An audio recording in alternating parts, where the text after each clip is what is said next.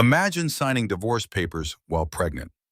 Your husband's mistress is sitting right beside him and finding out minutes later he stole everything. Your money, your home, your future.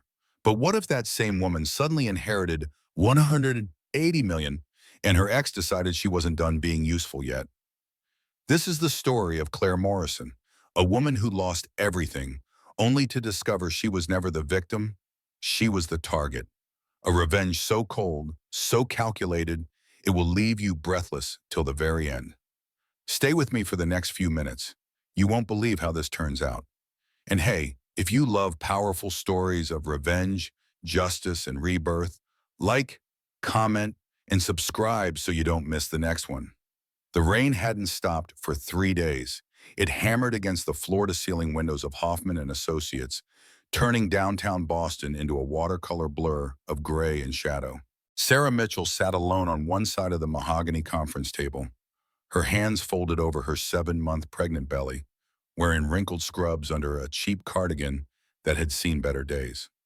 Across from her, Derek Carson lounged in his tailored charcoal suit like a man without a care in the world. His mistress, Brittany Hughes, sat so close their shoulders touched. She wore a designer dress that cost more than Sarah's monthly rent used to be, back when she had rent. Brittany whispered something in Derek's ear, and they both laughed, the sound cruel in the expensive silence. Attorney Hoffman cleared his throat. He was 55, professional, and clearly wanted this over with. Mrs. Mitchell, if you'll just sign here, here, and here, we can finalize everything today. Sarah's hands trembled as she reached for the pen. The divorce settlement sat before her like a death sentence typed in legal jargon. $35,000, her 2015 Honda Civic, no alimony, no child support pending paternity test. Wait, her voice cracked. Paternity test? Derek, this is your baby. You know it's yours. Derek didn't even look at her. He was scrolling through his phone, probably looking at wedding venues with Brittany. When he finally spoke, his voice was ice. Prove it, Sarah. You work night shifts with dozens of male doctors. I'm not paying for someone else's mistake. Brittany giggled into her perfectly manicured hand. The words hit Sarah like a physical blow. She'd given this man 5 years of her life. She'd worked double shifts to support his pharmaceutical sales career when he was starting out. She'd believed every promise, every lie, every I love you that came out of his mouth. Her tears fell onto the papers, smearing the ink she signed anyway. Sarah Mitchell became Sarah Mitchell again, no longer tethered to the man who'd destroyed her. Derek didn't watch. He was already texting Brittany about honeymoon destinations. I thought signing those papers was the end of my life, Sarah would later say. I had no idea it was the beginning. The moment she walked out of that office, her world collapsed completely. The rain soaked through her cardigan within seconds.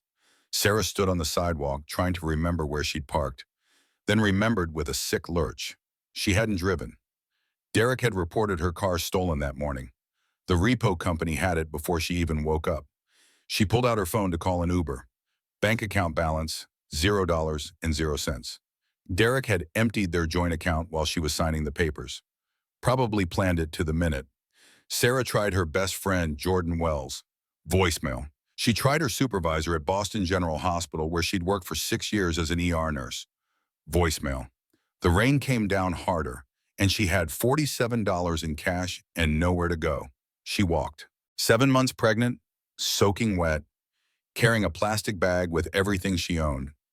One change of clothes, prenatal vitamins, a photo of her adoptive parents who died 3 years ago. When she reached Boston General, security stopped her at the employee entrance. Sarah, nurse supervisor Linda looked uncomfortable. I'm so sorry. Hospital administration let you go this morning. Budget cuts. Budget cuts, Sarah's voice rose. Linda, I've worked here 6 years. I've never missed a shift. I saved a kid's life last week. It came from the board. There's nothing I can do. Linda wouldn't meet her eyes. I'm sorry. Sarah stumbled back out into the rain. She found a bus stop bench and sat, watching the world move around her. Happy couples ducked into cafes. Businessmen hailed taxis. Mothers pushed strollers under umbrellas. She stared at the traffic rushing past. Her hand rested on her belly, and she thought about how easy it would be to just step off the curb. One step, and all the pain would stop.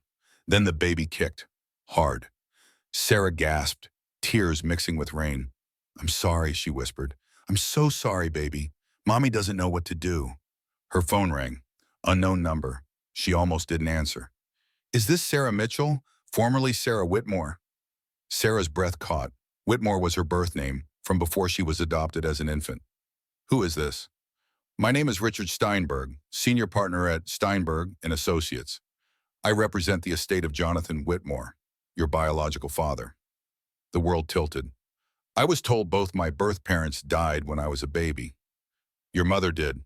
Your father passed away 4 weeks ago. Miss Mitchell, you're his sole beneficiary. We need to discuss your inheritance immediately." Sarah sat in Richard Steinberg's conference room, wrapped in a blanket someone had given her, still dripping onto the expensive carpet.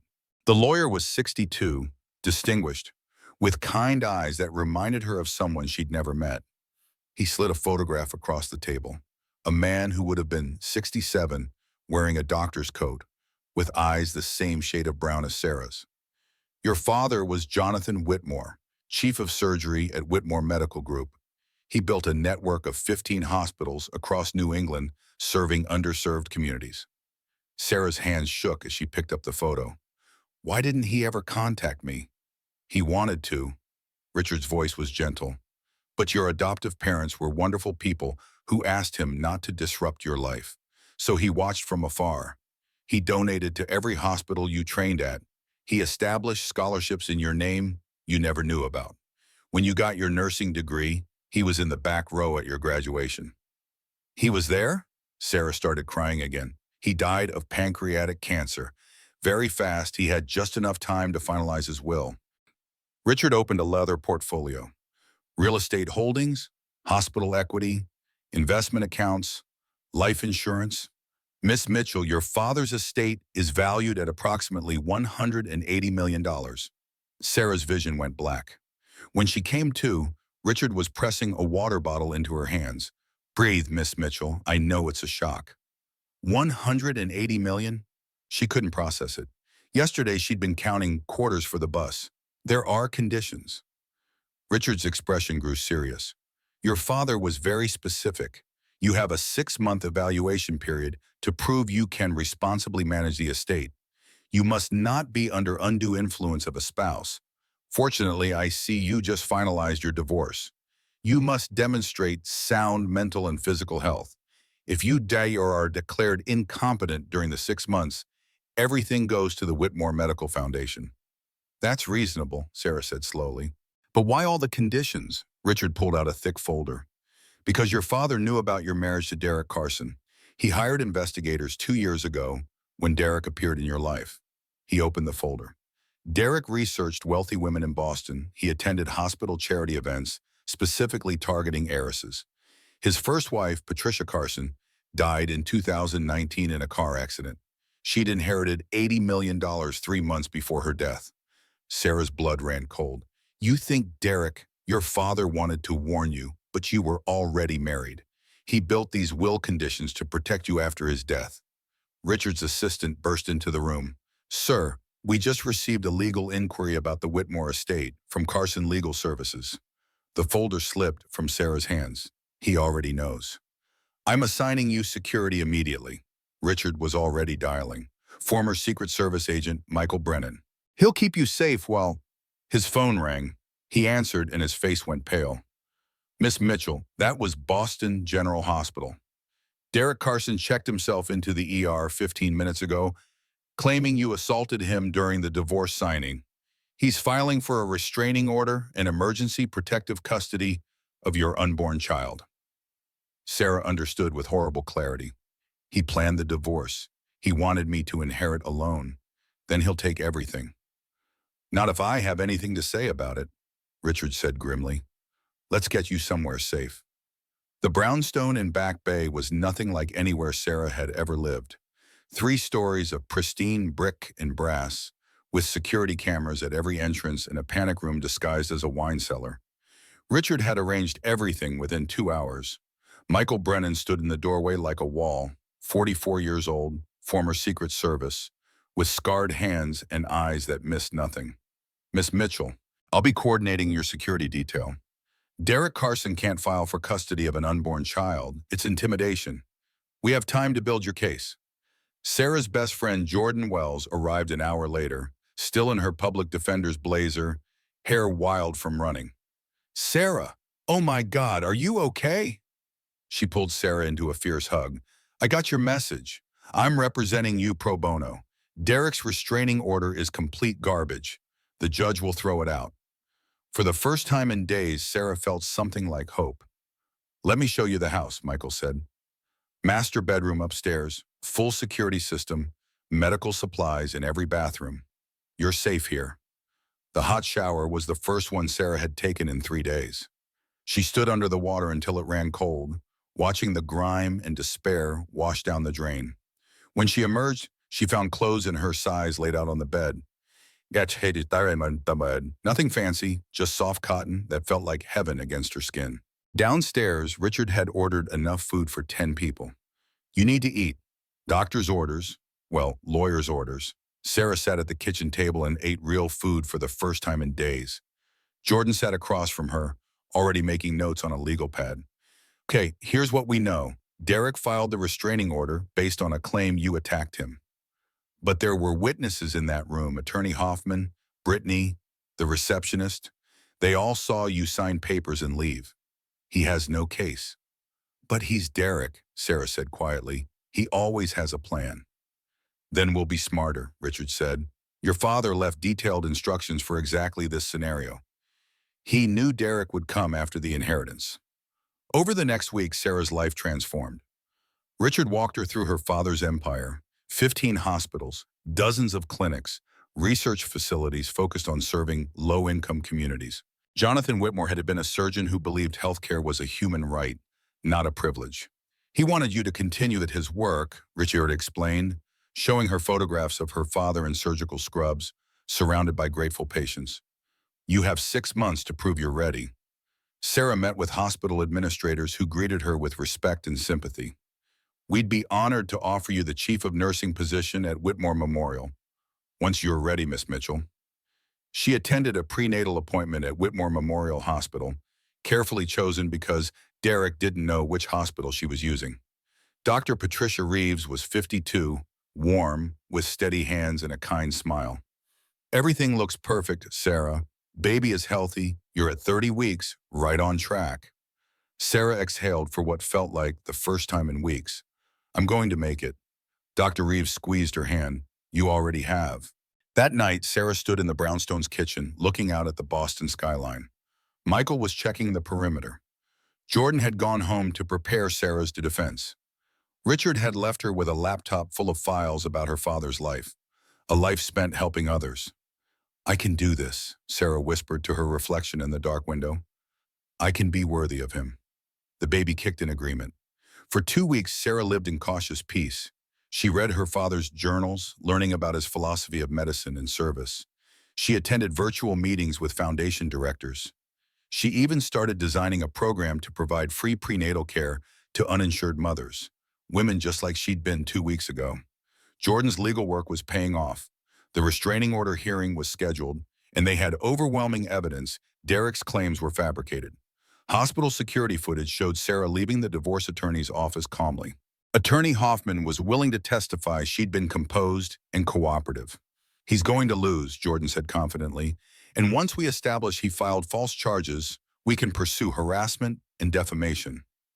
Sarah allowed herself to believe it. She was 32 weeks pregnant now, and Dr. Reeves had cleared her for light activity. She'd even started shopping online for baby clothes. Just one baby? One perfect miracle that would be all hers. The night before her week 32 checkup, Sarah dreamed of her father. He was standing in a hospital garden, still wearing his surgical scrubs, and he smiled at her. You're going to be fine, sweetheart, he said in the dream. You're stronger than you know. She woke up crying, but for the first time they were good tears. Michael drove her to Whitmore Memorial for her appointment. It was a crisp November morning, the kind of day that made Boston look like a postcard. Sarah felt optimistic as she walked into the familiar building, waving at staff who now knew her as Dr. Whitmore's daughter. Dr. Reeves greeted her warmly. How are we feeling today? Good, really good, actually. Excellent. Let's take a look at this little one. Sarah lay back on the exam table while Dr. Reeves prepared the ultrasound. Michael waited outside. Sarah had asked for privacy during the medical portions of her appointments. The ultrasound gel was cold, and Dr. Reeves moved the wand over Sarah's belly with practiced efficiency. Then she paused, frowned, moved the wand again. Sarah, I'm seeing something unusual. I need to bring in our specialist. Sarah's good mood evaporated. What's wrong? Is the baby okay? Just a moment. Dr. Reeves left the room, moving faster than usual. A new doctor entered. Dr. David Bennett, 45, serious expression. Miss Mitchell, I'm Dr. Bennett. When was your last detailed ultrasound? 6 weeks ago. Dr. Harrison did it. Dr. Harrison isn't in our system. Where did you see him? Sarah's mouth went dry. Boston Medical Partners. Derek scheduled it as an anniversary gift right before the divorce. Dr. Bennett and Dr. Reeves exchanged glances that made Sarah's heart race. Miss Mitchell, Dr. Bennett said carefully, you're not carrying one baby. You're carrying 3. Triplets. And they're showing signs of distress from overcrowding. We need to deliver them today. The room spun. That's impossible. Every ultrasound showed one baby. Dr. Reeves pulled up images on her computer. These ultrasound images are fabricated. See this pixelation? These are photoshopped. Someone has been showing you fake medical records. Sarah remembered with sickening clarity. Derek always came to her appointments. Derek always handled the paperwork. Derek always gave her the results to keep. The bigger question, Dr. Bennett continued, is how you conceived triplets. Were you taking fertility treatments? No, Sarah stopped. Derek had given her special prenatal vitamins that his pharmaceutical company supposedly developed, pills she'd taken religiously for months. They were fertility drugs, she whispered. He drugged me. Dr. Reeves gripped her hand. Sarah, the babies are viable at 32 weeks, but they need to come out now. We need to do an emergency cesarean section. Everything happened fast after that. Michael was calling Richard. Nurses were prepping the operating room. Sarah was being moved onto a gurney, an IV in her arm, her world fracturing into a million terrified pieces. As they wheeled her toward the OR, Sarah noticed the anesthesiologist's hospital badge. Guest privileges, Carson Pharmaceuticals. Wait, Sarah tried to sit up. Don't let them put me under. Derek owns this hospital, but the anesthesia was already flooding her system. The last thing she saw before darkness took her was Dr. Reeves' worried face. And the last thing she thought was that Derek had won after all. Sarah woke to the smell of antiseptic and the steady beep of monitors. Her abdomen ached with the deep, pulling pain of major surgery. When she tried to sit up, she realized her wrists were restrained to the bed rails with soft cuffs. Panic flooded through her. Hello, someone help me! An unfamiliar nurse entered, young, cold-faced, checking Sarah's vitals without making eye contact. Miss Mitchell, you need to stay calm. The babies are in the NICU. They're stable. Where's Michael? Where's Richard Steinberg? Your attorney suffered a heart attack in our lobby 3 hours ago. He's in the ICU. The room tilted. No, that's not. Where's Dr. Reeves? Dr. Reeves isn't on your care team. The nurse adjusted Sarah's IV. You're under psychiatric observation now. Psychiatric observation? I just had surgery. The door opened. Derek walked in wearing a designer suit, holding 3 birth certificates like trophies. Congratulations, Sarah. You gave me 3 beautiful daughters. Sarah's voice came out as a broken whisper. Get out. You're not allowed to be here. Derek sat down calmly in the visitor's chair, crossing his legs. Actually, I am. See, I'm listed as father on all 3 birth certificates. Hospital policy. When the mother is sedated, the father signs the paperwork. He slid the papers across her bed tray. Baby girl Carson 1, 2, and 3. Cute, right? We'll give them real names once I have custody. Custody? Sarah pulled against the restraints. You can't. Oh, but I can. Derek's smile was sharp. Think about it, Sarah. You're a single, unemployed woman who just had surprise triplets you supposedly didn't know about. You have no home, no job, no support system. Your lawyer is in intensive care. You're currently restrained in a psychiatric ward. He leaned forward. Who do you think the judge will give these babies to? The unstable mother or their concerned father who's been trying to get her help? Sarah's mind raced through the implications, the inheritance. That's what this is about. Of course it is. Derek's mask dropped completely.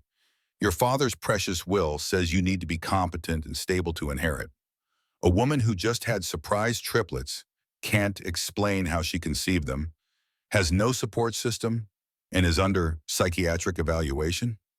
He shook his head mockingly. That's not competent, Sarah. That's tragic.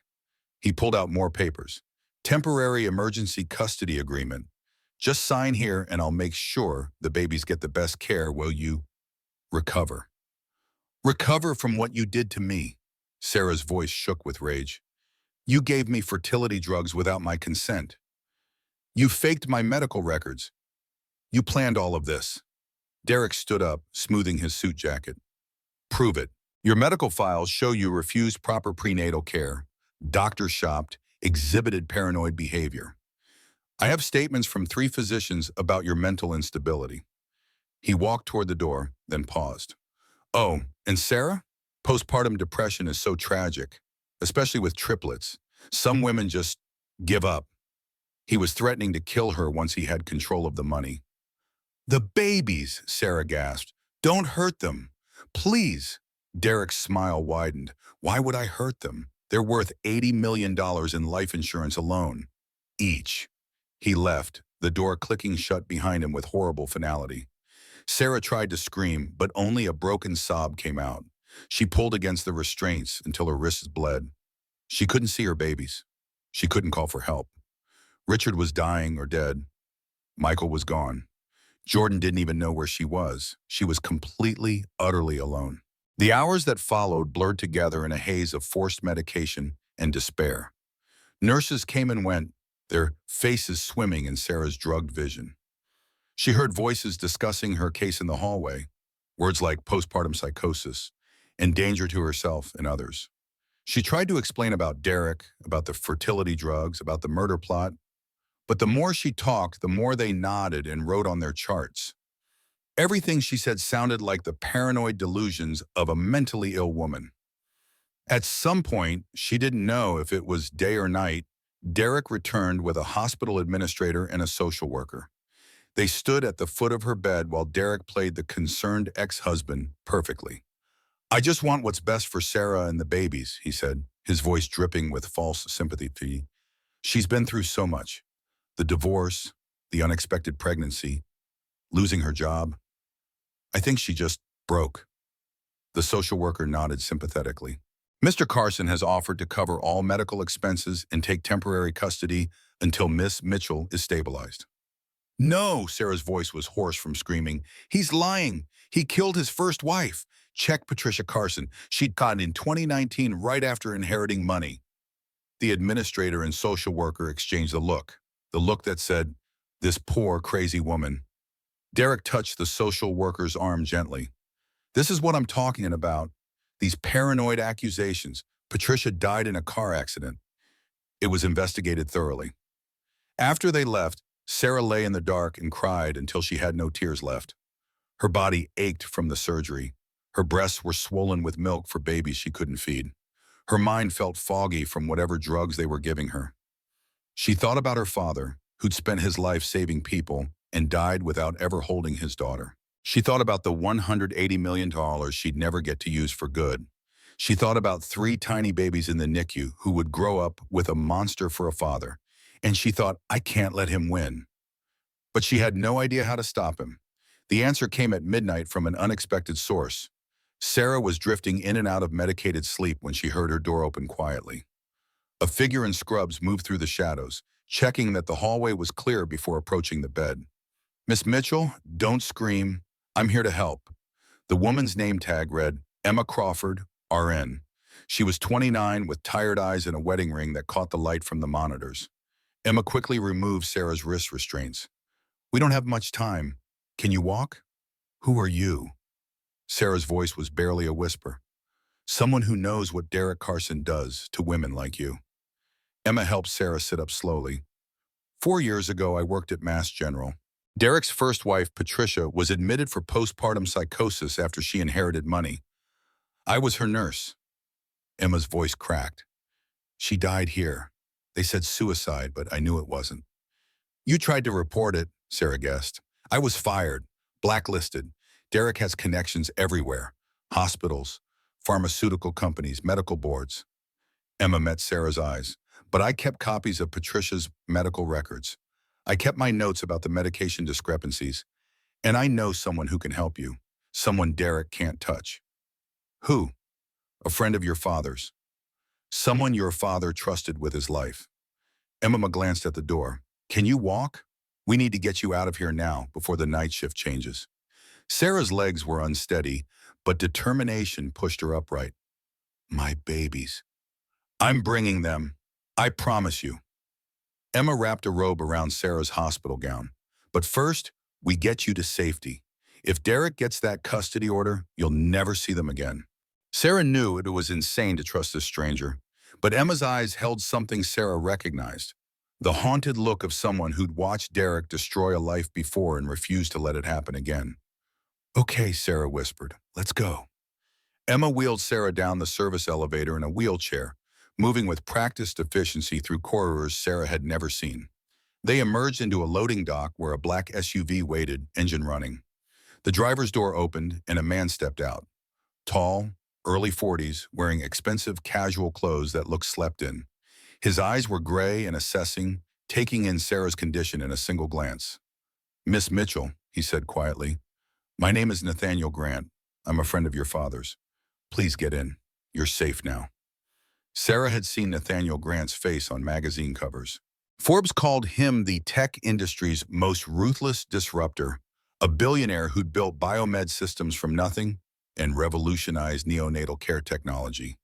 He looked different in person, more tired, more human, less like the shark the media portrayed. My babies, Sarah said as Emma helped her into the SUV's back seat. I can't leave without... Emma's bringing them. Nathaniel's voice was calm but firm. We have a medical transport team standing by, but we need to get you away from this hospital right now before Derek realizes you're gone. The SUV pulled away from the loading dock just as Sarah heard alarms start to sound inside the building. Someone had discovered her empty room. They'll call the police, Sarah said, panic rising.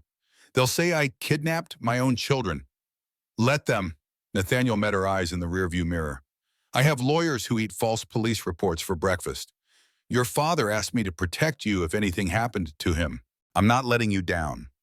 The drive took 30 minutes, winding north of Boston into an area of sprawling estates and private roads. Nathaniel's property sat on the waterfront, a modern mansion of glass and stone that somehow looked welcoming rather than cold. More surprising was what waited inside. A complete medical wing with 3 NICU incubators, monitoring equipment, and a team of nurses in scrubs. You own biomed systems, Sarah realized. You make this equipment. And I'm not letting Derek Carson anywhere near it. Nathaniel helped her into a wheelchair.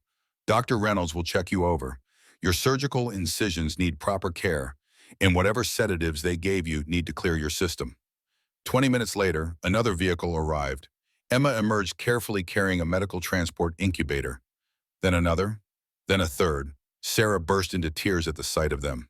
3 tiny babies, each weighing barely 4 pounds, with tubes and wires monitoring their precious lives. They were so small, so fragile, so absolutely perfect. They're fighters, Emma said softly, positioning the incubators in the medical wing. All their vitals are good. They just need time to grow. Sarah was allowed to touch them through the incubator ports. Baby girl 1 had her nose. Baby girl 2 had Derek's chin, unfortunately. Baby girl 3 had a full head of dark hair. Grace, hope, and faith, Sarah whispered, naming them in that moment. Your grace, hope, and faith, and you're going to be okay. Nathaniel appeared beside her. Your father served in Afghanistan with me. He saved my life, pulled me out of a burning vehicle after an IED attack. His voice was quiet. When he got sick, he made me promise that if anything happened to him, I'd watch over you. He knew Derek was dangerous. Why didn't he warn me? Sarah asked. though she already knew the answer. Would you have believed him? Derek married you fast, isolated you carefully. By the time your father had proof of Derek's pattern, you were already in too deep. Nathaniel pulled up a chair. But we have you now, and we have the babies. And I've been investigating Derek Carson for 2 years. I know what he is. Over the next 2 days, Sarah began to understand the full scope of Nathaniel's resources. His medical team monitored the triplets around the clock. His lawyers filed emergency protective orders. His security system could detect a mouse at the property line. Jordan arrived on the second day, laptop bag over her shoulder and fire in her eyes. Sarah, oh, thank God. She pulled Sarah into a careful hug, mindful of the surgical incisions. I got Richard out of that hospital. He's at Mass General now, a real facility. They found digoxin in his blood work. Digoxin? Sarah frowned. Heart medication, Nathaniel explained grimly. In high doses, it causes heart attacks. Someone poisoned him. The pieces were falling into place with horrible clarity. Derek hadn't just planned to take Sarah's money. He'd planned to eliminate anyone who could stop him. We'll file federal charges, Jordan said, already opening her laptop. Fraud, conspiracy to commit murder, attempted murder. We need more evidence, Nathaniel interrupted. Right now, it's our word against a respected pharmaceutical executive with political connections. We need something concrete. Emma, who'd been quietly monitoring the babies, spoke up. I have Patricia Carson's medical records. The real ones, not the sanitized versions the hospital released. Everyone turned to look at her. I knew something was wrong when Patricia died, Emma continued, so I copied everything before I was fired. Her toxicology reports, her medication logs, her visitor records. It's all on a flash drive in my apartment. Can you get it? Jordan asked immediately. Already did. Emma pulled a small flash drive from her pocket. I wasn't going to let Derek hurt another woman. Not again. They gathered around Jordan's laptop as she plugged in the drive. Files opened across the screen. Medical records, photographs, handwritten notes. The story they told was chilling. Patricia Carson had inherited $80 million from her father in March of 2019. She'd given birth to a son in April. By May, she was hospitalized for severe postpartum depression, except her symptoms didn't match the diagnosis. Toxicology showed traces of morphine, but no prescription for pain medication. Her visitor logs showed Derek came every day, always bringing vitamins that the nursing staff noted but never questioned. Patricia died in June of an accidental overdose. The insurance paid out $5 million to Derek. He poisoned her, Sarah breathed. Over 3 months, he slowly poisoned her and blamed it on postpartum psychosis. There's more, Jordan said, clicking through files. Emma, you documented everything. These notes about medication discrepancies, about Patricia's lucid moments when she tried to warn people. This is evidence of murder. It's 4 years old, Nathaniel pointed out. Can we still prosecute? There's no statute of limitations on murder. Jordan was already taking screenshots. But we need to connect it to Sarah's case. We need to show it's a pattern. Sarah felt something click in her mind. Derek mentioned insurance when he threatened me. He said the babies were worth $80 million in life insurance, each. She looked at the others. He's already taken out policies on them. That's legal, unfortunately, Jordan said. Parents can insure their children. But not for more than burial costs, Nathaniel countered. $80 million per child? That's a red flag for insurance fraud. Emma pulled up another file. There was another woman. I didn't know about her until I started researching Derek after Patricia died. Melissa Thornton. She was Derek's girlfriend in 2020. The file contained news articles about a house fire in Vermont. Melissa Thornton, age 34, heiress to a hotel fortune, had died when Derek's vacation cabin burned down.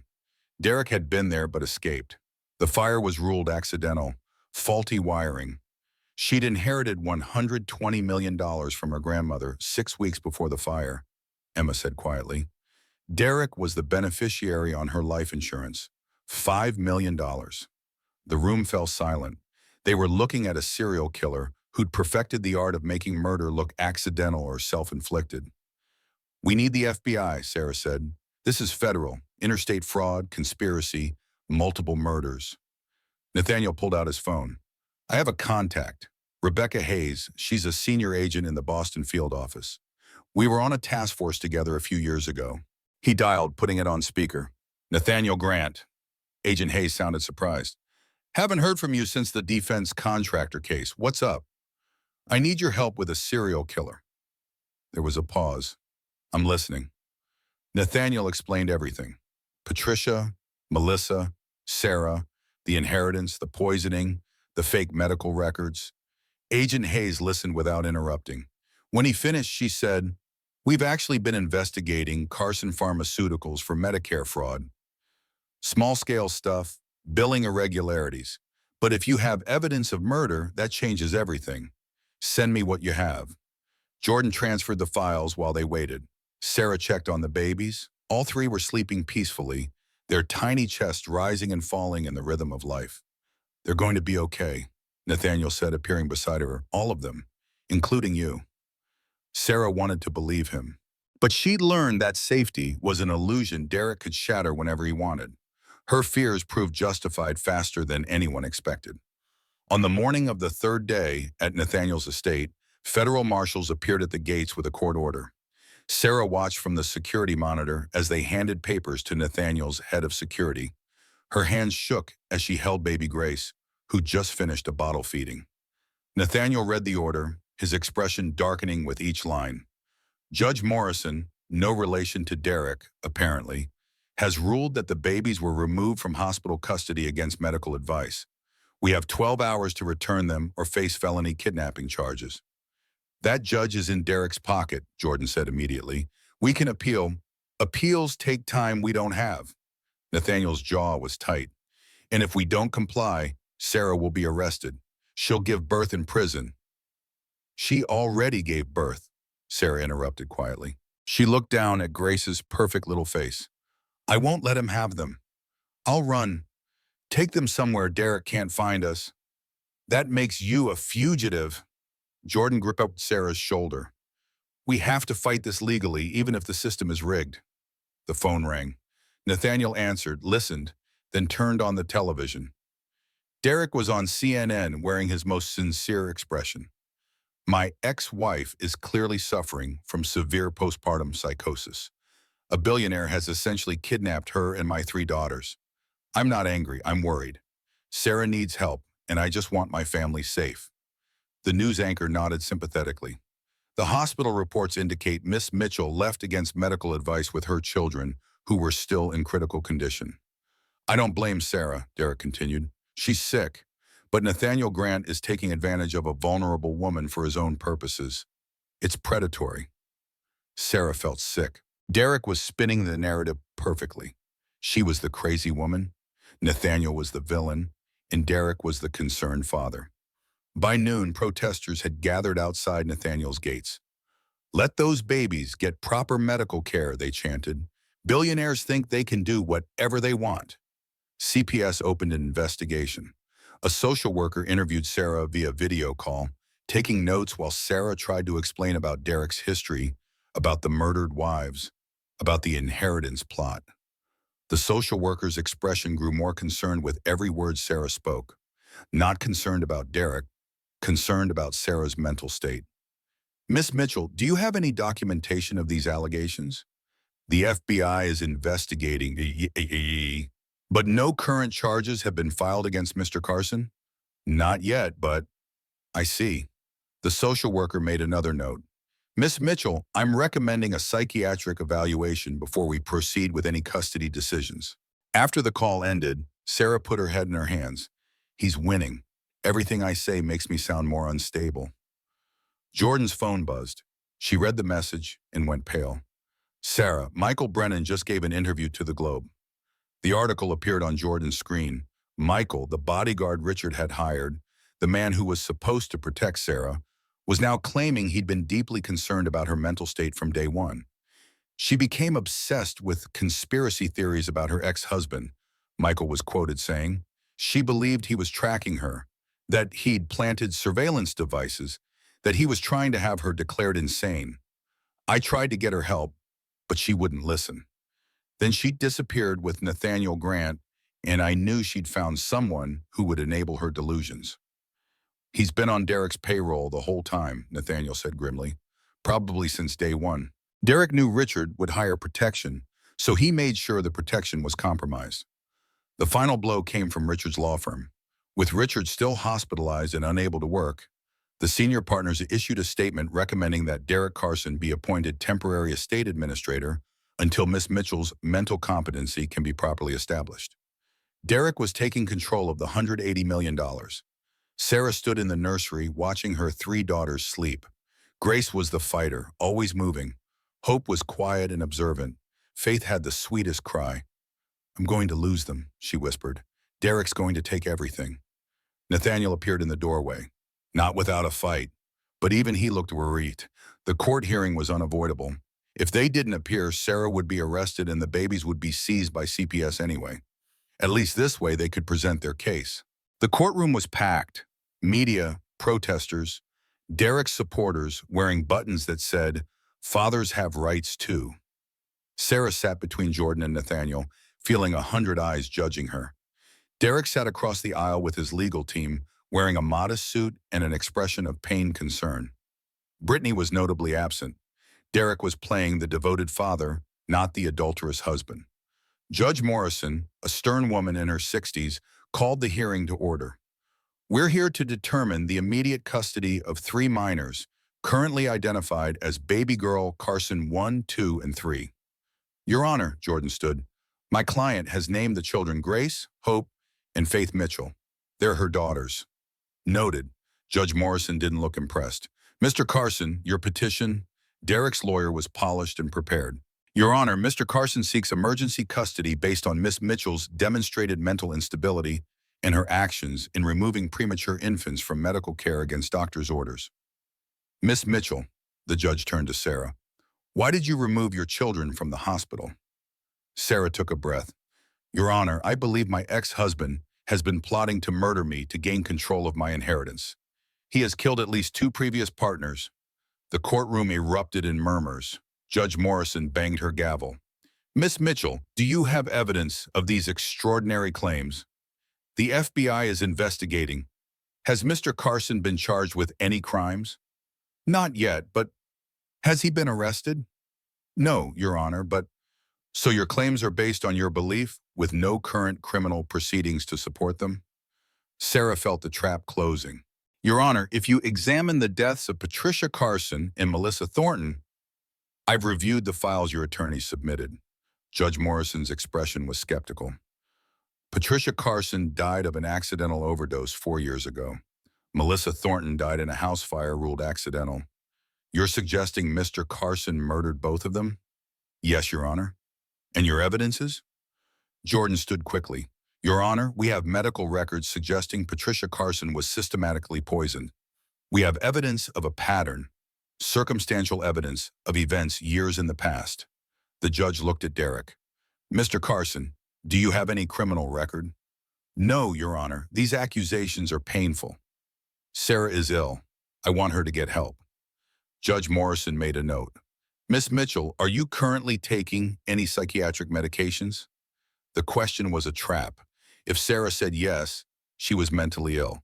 If she said no, she was refusing treatment. "I was given medications without my consent at the hospital where I gave birth," Sarah said carefully. "I believe those medications were part of my ex-husband's attempt to have me declared incompetent so he could control my inheritance." Even to her own ears, it sounded paranoid. Judge Morrison's expression hardened. "Miss Mitchell, I'm ordering you to undergo a 30-day psychiatric evaluation at..." "Your Honor, no!" Jordan's voice was desperate.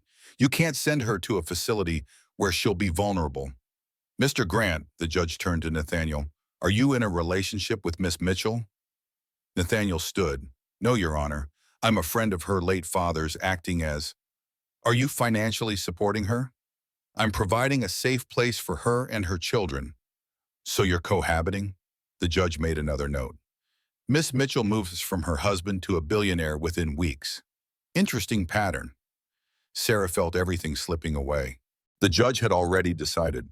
"The babies will be returned to Boston General Hospital under medical supervision," Judge Morrison ruled. Mr. Carson will have temporary custody pending Miss Mitchell's psychiatric evaluation. Miss Mitchell is ordered into psychiatric custody effective immediately. Sarah heard herself scream, "No, please. He'll kill them. He'll kill me." Bailiffs approached. Nathaniel moved to block them, but Jordan grabbed his arm. "Don't," she whispered urgently. "If you resist, they'll charge you with contempt. We need you free to help." Sarah looked at her babies. CPS workers were already reaching for Grace's carrier. "Please don't let him hurt them. Please." But the bailiffs were already handcuffing her, and Derek was smiling that small, satisfied smile that said he'd won. Again. Sarah spent the night in a holding cell at the psychiatric facility. They'd given her medication to calm her down, more drugs to make her compliant, to make her foggy, to make her easier to control. She lay on the narrow cot and thought about Grace, hope, and faith in some hospital nursery, with Derek able to access them anytime he wanted. She thought about the $180 million her father had left to help people, now about to be stolen by a murderer. And she thought, I won't let this be the end. But she had no idea how to fight anymore. Meanwhile, in Nathaniel's study, a war council was forming. Jordan paced, her laptop open, files scattered across every surface. The judge made her ruling based on Derek's lies and our lack of concrete proof. We have circumstantial evidence, suspicious coincidences, but nothing that screams murder. Then we find something that does. Nathaniel was on his third cup of coffee, looking haggard. "Emma, you said you documented everything about Patricia's care?" Emma nodded, pulling up files on the flash drive. Every medication administration, every visitor, every time something felt off. I was just a nurse. I couldn't formally investigate, but I kept notes. "What about the medication discrepancies?" Jordan leaned over Emma's shoulder. "You mentioned Patricia receiving drugs she wasn't prescribed." Emma clicked through to a spreadsheet. Patricia's chart said she was taking standard antidepressants. But when I checked the actual dispensary records, which nurses can access but families can't, someone was withdrawing morphine under her patient ID. Small amounts but regular. "Morphine causes respiratory depression," Nathaniel said. "In small, regular doses, it would look like she was just fading." "Until the final dose," Emma said quietly. "The night she died, someone withdrew enough morphine to kill a horse." The official story was that Patricia self-administered in a suicide attempt, but she was on one-to-one observation. Someone should have seen her. Jordan's eyes sharpened. Who was on shift that night? Emma pulled up the nursing schedule. "I wasn't working. The nurse assigned to Patricia was..." She stopped. "Jennifer Marks. She quit 2 weeks later and moved to Florida. I tried to find her when I was investigating, but it's like she disappeared." "Or was paid to disappear," Nathaniel said. "Derek covers his tracks." "Wait," Jordan was typing rapidly.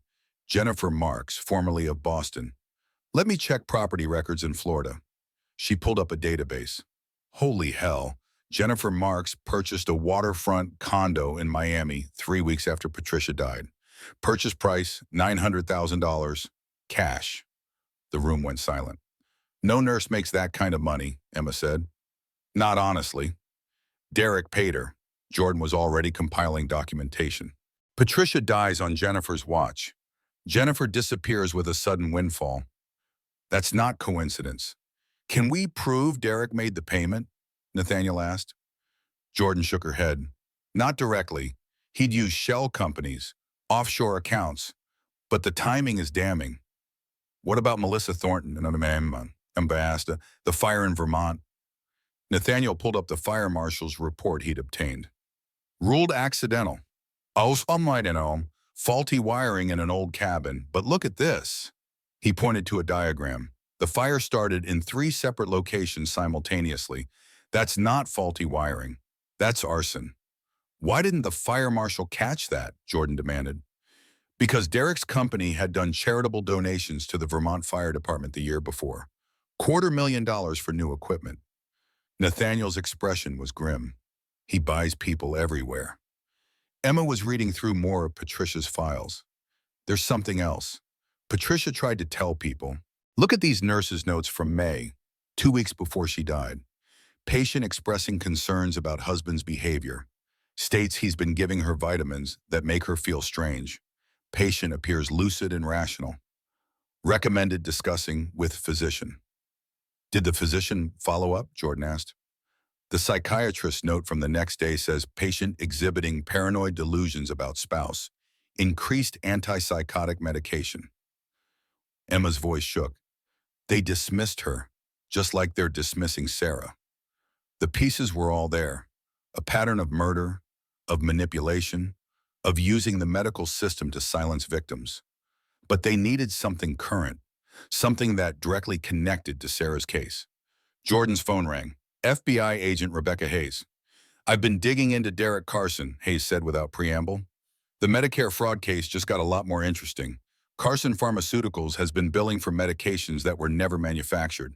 Hundreds of thousands of fake prescriptions, fake patients, fake everything. It's a shell game to move money. Can you arrest him? Jordan asked eagerly. Not yet. White-collar crime takes time to build. But here's what I can do. I can get a warrant for his hospital access records. If he's been entering secure areas where he shouldn't be, if he's been accessing medication dispensaries, that gives us probable cause to investigate further. Nathaniel leaned toward the phone. Rebecca, Sarah's in a psychiatric facility right now. Derek's maneuvering to have her declared incompetent. We're running out of time. I'm moving as fast as I can. Send me everything you have. I'll add it to the case file. Hayes paused. Nathaniel, I've seen men like Carson before. They think they're untouchable. That arrogance makes them sloppy. We just need to find where he slipped up. After the call ended, Jordan returned to her research. Derek's pattern is clear. He targets wealthy women, marries or dates them, waits for them to inherit, then kills them and takes the money. He's done it at least twice, maybe more. Sarah is the first one who had protection, Nathaniel said. Her father saw Derek coming and tried to shield her with the will conditions.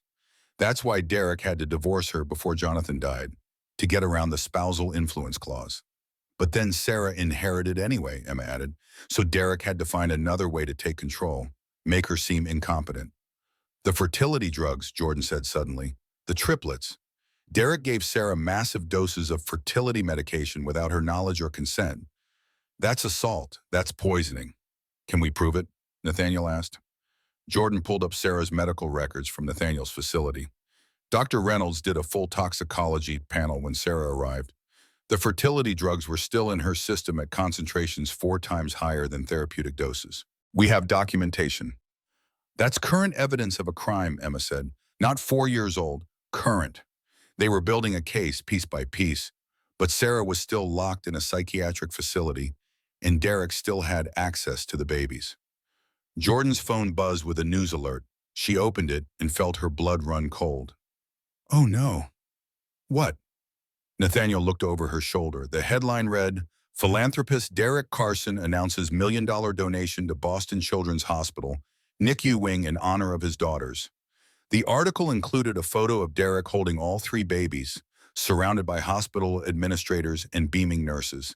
He looked like Father of the Year. He's building his public image, Jordan said, making himself look like the devoted dad while Sarah's locked away looking like the unstable mother. We need to move faster. Nathaniel was already dialing. Rebecca, it's me again. I'm sending you Dr. Reynolds' toxicology report on Sarah Mitchell. It shows she was poisoned with fertility drugs. That's assault with evidence from less than a week ago. Hayes was quiet for a moment. Send it now. If I can establish probable cause for assault, I can get a warrant for Derek's home and office. That might give us access to his financial records, his computer, everything. How long? Nathaniel asked. 24 hours if the judge is sympathetic, 48 if not. Sarah doesn't have 48 hours, Jordan said. Derek is moving to have her declared incompetent. Once that happens, he controls everything. Then we pray for a sympathetic judge, Hayes said. They worked through the night, compiling every piece of evidence, every suspicious coincidence, every red flag. By dawn, they had a document 200 pages long detailing Derek Carson's decade of predatory behavior. Jordan sent it to Agent Hayes with a subject line, serial killer hiding in plain sight.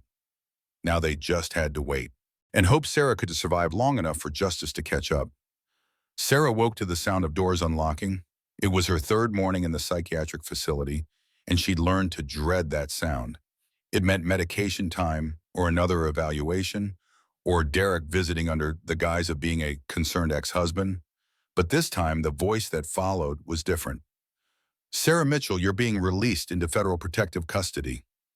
Sarah opened her eyes to see FBI agent Rebecca Hayes standing in her room with two other agents. Hayes was 40-something, professional, with eyes that had seen too much but still cared. "What's happening?" Sarah's voice was hoarse from disuse. "Your friends found evidence. Derek Carson is being arrested as we speak for multiple charges, including assault, conspiracy, and suspicion of murder." Hayes unlocked Sarah's door. "Get dressed. We're getting you out of here." Sarah's hands shook as she pulled on real clothes for the first time in days. "My babies." "Federal marshals are taking custody of them right now. They'll be transported to a secure medical facility." Hayes helped Sarah stand. The surgical incisions still ached. "You're safe now, I promise." They led Sarah out through a side entrance where media couldn't see. In the parking lot, a medical van was waiting. When the doors opened, Sarah saw 3 incubators and burst into tears. Grace, hope, and faith were all there, all breathing, all alive. "I've got them," Emma said from inside the van. She was in nursing scrubs, monitoring the baby's vitals. "They're all stable. They've been asking for you." Sarah climbed into the van and touched each of her daughters through the incubator ports. They were real. They were safe. Derek hadn't hurt them. "Where is Derek?" Sarah asked. Hayes smiled grimly. "Being arrested at Boston General Hospital. He was in the middle of a press conference about his generous donation when we showed up with handcuffs. Every camera in Boston got the shot." The van drove to a federal building where Nathaniel and Jordan were waiting. Jordan grabbed Sarah in a fierce hug while Nathaniel stood back, giving them space but smiling with obvious relief. "You did it," Sarah whispered. "How?" "Emma's documentation of Patricia's death, combined with your toxicology results showing the fertility drugs, gave Agent Hayes probable cause for a warrant." Jordan was practically vibrating with excitement. "They raided Derek's office and home this morning." "Sarah, they found everything." In a secure conference room, Hayes laid out the evidence like cards in a winning hand. "Derek Carson kept meticulous records," Hayes explained. "Offshore bank accounts with $95 million to trace directly back to Patricia Carson and Melissa Thornton's estates. Insurance policies on all 3 of your daughters totaling $240 million, far beyond any legitimate parental concern." But that's not all. Hayes pulled up security footage on her laptop. Hospital keycard records show Derek accessing the medication dispensary the night Patricia Carson died. He withdrew enough morphine to kill her, using a staph ID he'd stolen. Sarah felt sick. He murdered her in a hospital full of witnesses and paid off the nurse on duty to look the other way, Hayes confirmed. "We found Jennifer Marks in Miami. She's agreed to testify in exchange for immunity. She's been living with the guilt for 4 years." "What about Melissa Thornton?" Nathaniel asked. "The Vermont State Police reopened the investigation based on our evidence. Forensics confirms the fire started in 3 places simultaneously. Classic arson. Derek's phone records place him at the cabin 20 minutes before the fire started, then 50 miles away when it was reported." Hayes pulled up more documents. He also took out a $5 million life insurance policy on Melissa 2 days before her death. Jordan was taking notes rapidly. "That's premeditation. That's first-degree murder." "For both Patricia and Melissa," Hayes agreed, "an attempted murder plus assault for what he did to Sarah." "What about the fertility drugs?" Sarah asked. Hayes nodded. "Dr. Reynolds' toxicology report combined with your medical history proves you were given fertility medications without consent at doses that could have killed you. That's criminal assault. We also found emails between Derek and a physician named Dr. Harrison, the fake doctor who gave you photoshopped ultrasounds. Dr. Harrison is cooperating too." Sarah could barely process it. Derek kept records of all of this? "Arrogance," Hayes said simply. "He thought he was smarter than everyone. He thought no one would ever connect the dots. Serial killers often keep trophies or records. They can't help themselves." "What happens now?" Sarah asked. "Derek Carson is being held without bail on multiple federal charges. 2 counts of first-degree murder, one count of attempted murder, assault, conspiracy to commit fraud, conspiracy to commit insurance fraud, and about 15 other charges. Hayes closed her laptop. The U.S. attorney is handling prosecution personally. This is going to be a major case. And my daughters? Sarah looked at the incubators where Grace, Hope, and Faith slept peacefully. Custody returns to you immediately, Hayes said. The judge who ordered you into psychiatric evaluation is under investigation for accepting bribes from Derek. Her rulings regarding your case are being vacated. Jordan added, Richard Steinberg has recovered enough to resume work. He's already filed paperwork to finalize your inheritance. The Whitmore estate is yours, Sarah, all of it. Sarah sat down hard, overwhelmed. A week ago, she'd been signing divorce papers with nothing. Now she had 3 daughters, $180 million, and the man who tried to destroy her was going to prison. I need to see him, Sarah said suddenly. Derek, I need to see him arrested. Hayes hesitated. Sarah, I don't think that's... Please. Sarah met her eyes. I need to know he can't hurt anyone ever again. Hayes made a call, then nodded. The arraignment is in 2 hours. I can get you a seat in the courtroom. The federal courthouse was packed with media, but Hayes got Sarah in through a side entrance. She sat in the back row, wearing simple clothes, her hair pulled back, looking nothing like the broken woman who'd signed divorce papers 3 weeks ago. Derek was led in wearing an orange jumpsuit and handcuffs. He'd aged a decade in 3 days. His confidence shattered, his mask stripped away. When he saw Sarah, his eyes widened in shock. The judge read the charges. All of them. It took 5 minutes. Mr. Carson, how do you plead? Derek's lawyer whispered urgently in his ear. Derek's voice, when it came, was barely audible. Not guilty, Your Honor. Bail? The judge asked the prosecutor. The government requests remand without bail, Your Honor. Mr. Carson has significant financial resources, offshore accounts, and has demonstrated a pattern of fleeing consequences. He's also charged with multiple murders. He's a clear flight risk and a danger to the community. The judge didn't hesitate. Bail denied. Mr. Carson will be held at the Federal Detention Center pending trial. Derek twisted in his seat, trying to find Sarah in the crowd. When their eyes met, Sarah stood up slowly. She wanted him to see her standing, whole, unbroken. She mouthed 2 words. I won. Derek's face crumbled. As he was led away, Sarah felt something she hadn't felt in years. Safe. 3 months later, spring came to Boston. Sarah stood at the window of her new apartment in Back Bay, not as grand as Nathaniel's estate, but hers, paid for with her inheritance and filled with everything 3 growing babies needed. Grace, Hope, and Faith were 6 months old now, healthy and thriving. Grace was indeed the fighter, always moving, always exploring. Hope observed everything with solemn eyes. Faith had the best laugh Sarah had ever heard. The trial was scheduled to last 3 weeks. Sarah attended every day, sitting in the same back row, bearing witness. The prosecution laid out Derek's crimes methodically. They started with Patricia Carson. Jennifer Marks testified first, crying as she described how Derek had approached her with $50,000 cash. He said Patricia was suffering and it would be a mercy to help her end her pain. I knew it was wrong, but I had student loans. My mother needed surgery, and he made it sound like I'd be helping. The jury's expressions hardened as Jennifer described mixing morphine into Patricia's IV while Patricia slept, how Derek had arrived 30 minutes later to discover her death. Melissa Thornton's case came next. Vermont fire investigators explained how the fire had been set deliberately. Phone records showed Derek's last call to Melissa was, I love you, I'll be right back with dinner. He'd left, disabled the smoke detectors, started the fires, and driven away while she burned. The life insurance policies were damning. Who takes out multi-million-dollar policies on their girlfriend? Then came Sarah's case. Dr. Reynolds testified about the fertility drugs in Sarah's system. Emma Crawford described the pattern of abuse.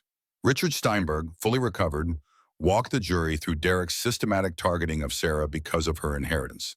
But the most powerful testimony came from Sarah herself. She took the stand wearing a simple blue dress, her voice steady as she described signing the divorce papers while pregnant, losing everything, discovering the inheritance, then discovering she was carrying triplets she hadn't known about. He made me doubt my own sanity, Sarah told the jury. He convinced doctors I was paranoid when I was actually right. He drugged me, forged medical records, bribed officials. He tried to have me locked away so he could take my children and my inheritance. And if I hadn't had people who believed me, her voice broke, I'd be dead, and he'd be raising my daughters on stolen money. Derek's defense was that everything was coincidence. Patricia had been mentally ill and killed herself. Melissa died in an accident. Sarah was unstable from postpartum hormones. But the evidence was overwhelming. Offshore accounts, insurance policies, hospital access records, emails detailing his plans. The jury deliberated for 6 hours. On the charge of first-degree murder in the death of Patricia Carson, how do you find? Guilty. On the charge of first-degree murder in the death of Melissa Thornton? Guilty. On the charge of attempted murder of Sarah Mitchell? Guilty. Guilty on all counts, every single one.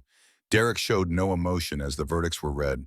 He'd retreated into himself, the charming mask gone forever. At sentencing, the judge looked at Derek with undisguised contempt.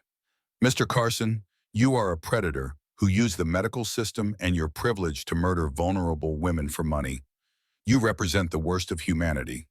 She sentenced him to life without possibility of parole on each murder count, to be served consecutively. Derek would die in prison. As he was led away, he looked at Sarah one last time. She met his gaze without flinching. He'd taken so much from her, her trust, her security, her innocence. But he hadn't taken her strength. I survived you, Sarah whispered, though Derek was too far away to hear. And I'm going to make sure you're the last one. Outside the courthouse, media swarmed. Sarah gave one brief statement. Derek Carson destroyed lives because he believed money was more valuable than people. I'm going to spend the rest of my life proving him wrong. The Whitmore Foundation will provide free health care, support for domestic violence survivors, and legal help for women escaping abusive relationships. We'll make sure no one else falls through the cracks the way I almost did. The reporters shouted questions, but Sarah was done. She had babies to feed and a foundation to build. Jordan drove her home, both of them quiet with relief and exhaustion. You did it, Jordan said finally. You survived a serial killer and put him away for life. We did it, Sarah corrected. I couldn't have survived without you, and Emma, and Nathaniel, and Richard. Derek counted on me being alone. He didn't count on people actually caring. Back at her apartment, Nathaniel was babysitting. All 3 babies were asleep in their cribs, and he was reading on the couch like it was the most natural thing in the world. Guilty on all counts, Sarah said softly, not wanting to wake the girls. Nathaniel stood, and for a moment they just looked at each other. He'd been her ally, her protector, her friend. Something more had been building between them for months, but neither had acknowledged it. Thank you, Sarah said, for everything. Your father asked me to protect you, Nathaniel replied, but somewhere along the way it stopped being about duty. You're remarkable, Sarah. The way you fought, the way you held on to yourself when Derek tried to break you. He stopped. I'm in awe of you. Sarah felt her face flush. I'm a mess. I have 3 babies, PTSD from the trial, and about 100 therapy sessions in my future. I happen to like messes, Nathaniel said with a slight smile. And if you're interested, when you're ready, no pressure. I'd like to take you to dinner, somewhere that isn't a courthouse or a hospital. Sarah thought about it. A year ago, she'd believed in Derek's lies, but she was different now, stronger, wiser, more careful with her trust. I'd like that, she said, but slowly. I need time to figure out who I am without fear. I'm not going anywhere, Nathaniel promised. That night, Sarah stood in the nursery watching her daughter sleep. 3 miracles she'd almost lost. 3 reasons to keep fighting. She thought about her father, who'd built hospitals to serve the forgotten. About Patricia and Melissa, who hadn't survived their encounters with evil. About every woman Derek had hurt. I won't let your deaths be meaningless, Sarah whispered. I'm going to build something good from all this pain. And she would. The Whitmore Foundation was already accepting applications for services, free prenatal care, legal assistance for divorce, support groups for abuse survivors, Everything Sarah wished she'd had when Derek was destroying her. The city lights glittered beyond her window. The same Boston skyline she'd stared at while sobbing on a park bench, certain her life was over. But it hadn't been over. It had been beginning. 8 months after Derek's conviction, Sarah stood in the ballroom of the Boston Harbor Hotel, surrounded by 500 guests in formal wear. The Whitmore Foundation launch gala was the event of the season, not because of the champagne or the designer gowns, but because of what it represented. Hope, second chances, survival. Sarah wore a midnight blue gown that made her feel confident and powerful. Her hair was styled elegantly, her makeup subtle but polished. She looked like someone who belonged in this world of wealth and influence. Because she did. Not because of money, but because she'd earned her place through suffering and survival. The ballroom was decorated with photographs of the foundation's first clients. Women who'd escaped domestic violence, mothers who'd received free prenatal care, families who'd gotten legal help they couldn't afford. Each photo represented a life saved or improved. Jordan stood near the bar in a stunning red dress, chatting with hospital administrators she was courting for partnerships. Richard Steinberg held a court near the silent auction, looking healthy and happy. Emma Crawford mingled comfortably. She joined the foundation's medical staff, finally working somewhere she didn't have to compromise her ethics. Nathaniel appeared at Sarah's elbow, devastating in a tuxedo. "Ready for your speech?" "Terrified," Sarah admitted. Public speaking wasn't covered in nursing school. "You testified in front of a jury," Nathaniel reminded her. "You can handle this crowd." On the MC called everyone's attention. "Ladies and gentlemen, please welcome Dr. Sarah Mitchell Grant, founder and CEO of the Whitmore Foundation." Sarah took the podium, looking out at the sea of faces. Some were people who'd known her when she was broken. Some had doubted her during Derek's trial. All of them were watching now. "6 months ago," Sarah began, her voice carrying through the ballroom, "I signed divorce papers with nothing but a baby in my belly and $47 in my pocket. I had no job, no home, no hope. I thought my life was over." She paused, making eye contact with individuals in the crowd. "I was wrong. My life wasn't over. It was beginning. But that beginning required help from people who believed me when the system didn't. People who risked their careers to save a stranger. People who chose compassion over convenience. The Whitmore Foundation exists because I survived. But I survived because of community, because of kindness, because people cared enough to look beyond surface assumptions." Sarah gestured to the photographs lining the walls. "Every woman here has a story. Every family here needed help. And tonight, I'm honored to announce that the Whitmore Foundation will provide free health care to 100,000 families this year." The applause was thunderous. Sarah continued, "We'll offer legal services to women escaping abusive relationships. We'll provide prenatal care to uninsured mothers. We'll create shelters where women and children can be safe while rebuilding their lives. Because everyone deserves a second chance. Everyone deserves to survive." As the ovation continued, Sarah caught Nathaniel's eye. He was smiling at her with undisguised pride and something deeper, something that made her heart skip. After the formal program ended, donors circulated, writing checks and making commitments. Sarah shook hands until her fingers ached, but she didn't mind. Each handshake was another family served, another life saved. A woman approached Sarah near the end of the evening. She was 40-something, well-dressed, holding a glass of wine with shaking hands. "Miss Grant, I'm Rebecca. She swallowed hard. "I left my husband 3 months ago. He'd been isolating me for years, controlling all the money, making me think I was crazy. When I finally got the courage to leave, I had nothing. Your foundation's legal team helped me get an emergency restraining order and file for divorce. They're helping me get custody of my daughter." Tears rolled down Rebecca's cheeks. "You saved my life. I just wanted you to know." Sarah pulled Rebecca into a hug, both of them crying now. "You saved your own life. You found the courage to leave. That's the hardest part." "But I couldn't have done it alone," Rebecca whispered. "Thank you for making sure no one has to." After the gala ended and the ballroom emptied, Sarah stood on the hotel balcony overlooking the harbor. The city lights reflected on the water like scattered diamonds. Boston had been the site of her greatest pain, and now it was becoming the site of her greatest triumph. Nathaniel joined her, holding 2 glasses of champagne. Hell of a speech. I meant every word. I know you did. He handed her a glass. Your father would be so proud of what you're building. Sarah smiled. I wish he could have met his granddaughters. Grace has his eyes. Hope has his stubbornness. Faith has his laugh. Everyone says so. They stood in comfortable silence, watching the water.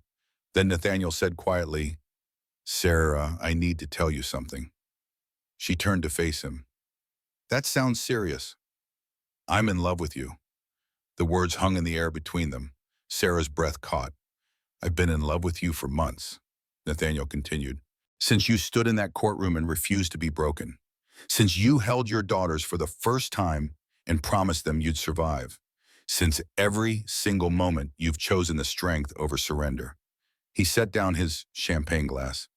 I know you're still healing. I know you need time, but I couldn't go another day without you knowing how I feel. Sarah's heart was racing. She'd been attracted to Nathaniel for months, but she'd been terrified to trust those feelings. Derek had destroyed her ability to trust easily, but Nathaniel had never lied to her, never manipulated her, never asked for anything except the chance to stand beside her. I'm scared, Sarah admitted. Derek made me doubt my judgment. What if I'm wrong about you? You're not wrong, Nathaniel's voice was gentle. But even if you were, you're strong enough to survive it. You've proven that. Sarah thought about everything she'd survived. Derek's abuse, the hospital nightmare, the trial, the rebuilding. She'd done it all while protecting 3 babies and launching a foundation. She was strong enough for anything, including love.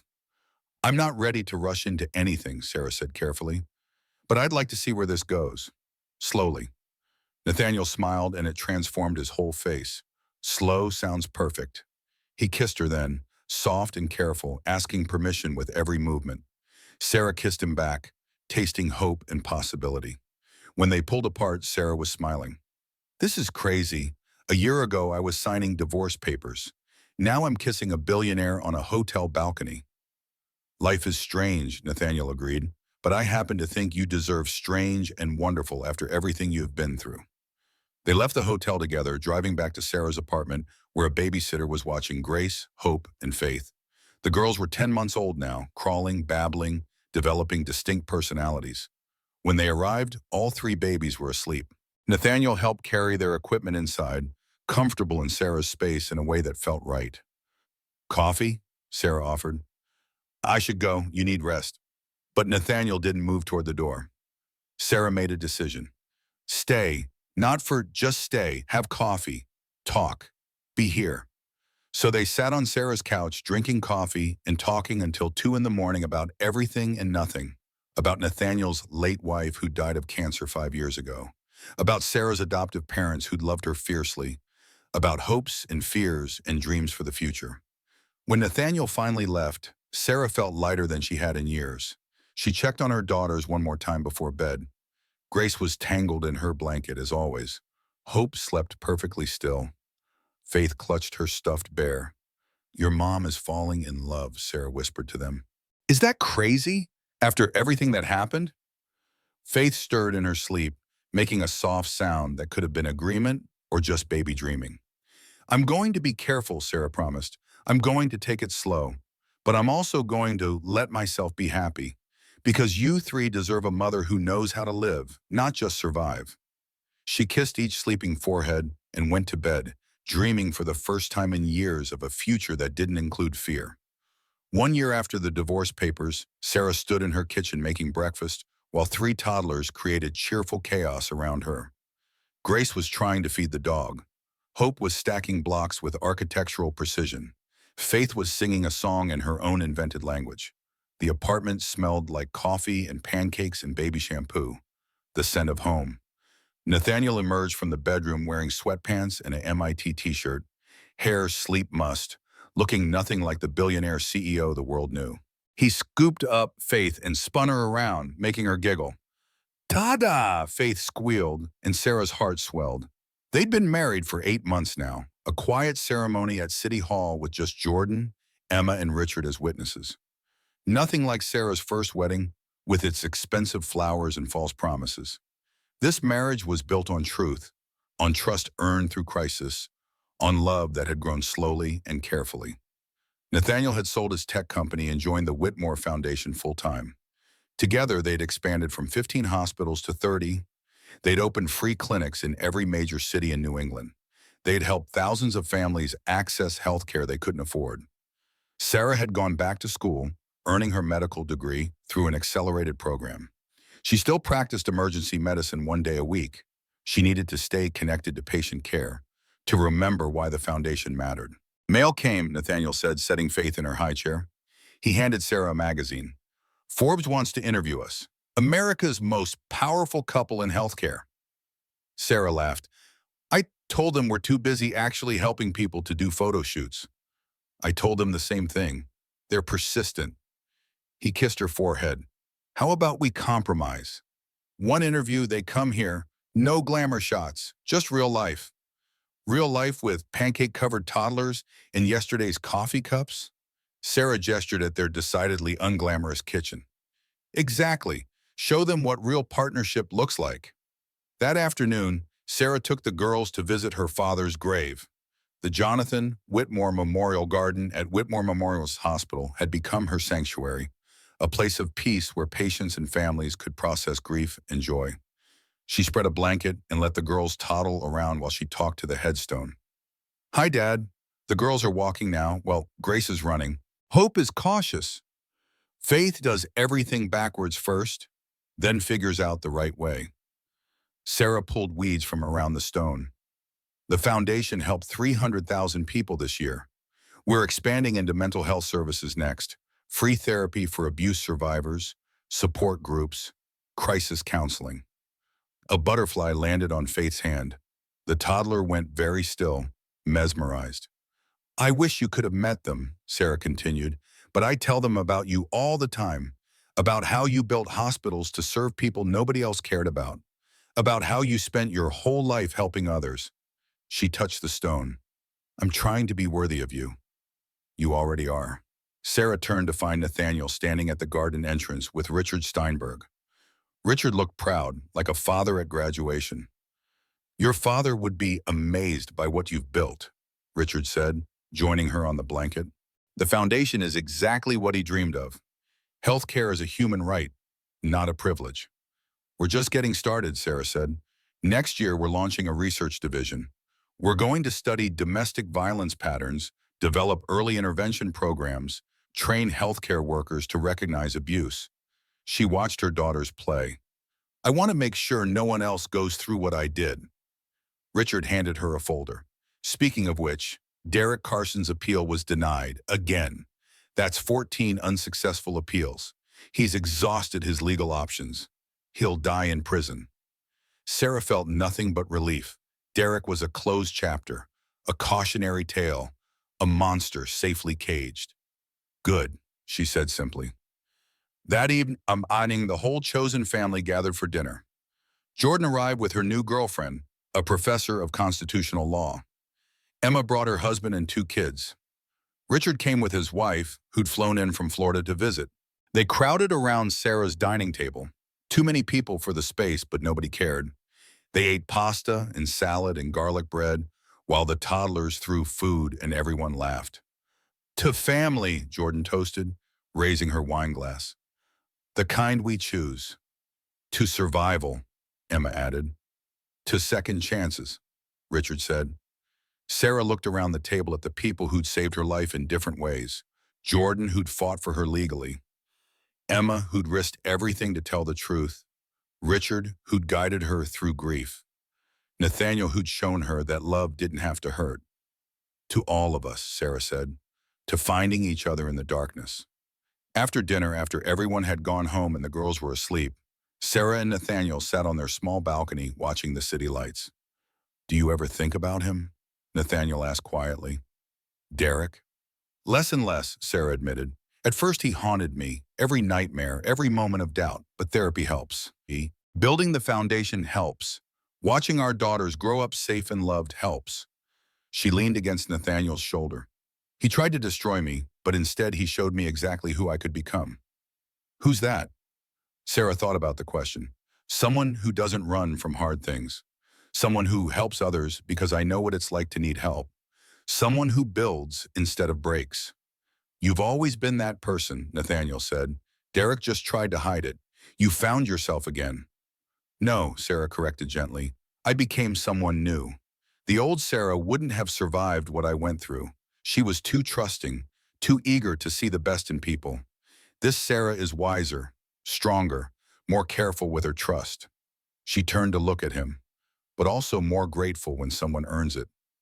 I'll spend the rest of my life earning it, Nathaniel promised. They went to bed shortly after, exhausted from parenting and foundation work and simply being alive. Sarah fell asleep with Nathaniel's arm around her and the sounds of 3 toddlers breathing softly through the baby monitor. She dreamed of her father, of hospitals filled with light, of endless rows of women standing up and walking away from men who tried to break them. In the dream, her father smiled and said, "You did good, sweetheart. You took the worst thing that ever happened to you and turned it into hope for thousands. That's not survival, that's triumph." Sarah woke at dawn to baby sounds.